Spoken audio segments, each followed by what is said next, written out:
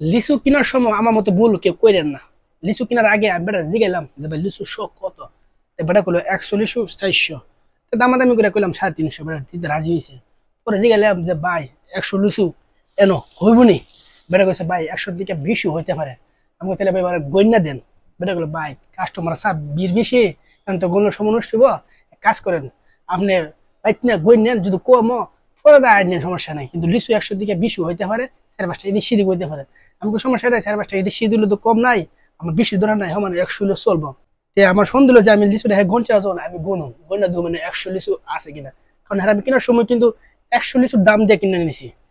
1 2 3 4 5 6 7 8 9 10 11 12 12 13 14 15 16 17 18 19 20 21 22 23 24 25 26 27 28 29 30 31 32 33 34 35 36 40। তাহলে এই যে একটা মুড়া, এই একটা মুড়ার মধ্যে হারা 50 টাকা বেচছে, এখন করা পাইছি 40টা। তো এমন আরেকটা মুড়া আছে, এটা কেমন গরম লাগবো, তো 40টা থাকবো, তারপরে গুন্না দিহি 20 থাকতে পারে, 60 থাকতে পারে দিহি। কারণ 3 4 5 6 7 8 9 10 11 12 13 14 15 15 15 15 16 17 18 19 20 21 23 23 23 24 25 26 27 28 29 30 31 32 33 34 35 36 38 39 40। আর বেড়া এই সময় দিছিল 3টা, এরিয়াসটা দিয়ে দিছিল। এই মোটার মধ্যে পাইছিল 40টা, যারা 50টা তার কথা।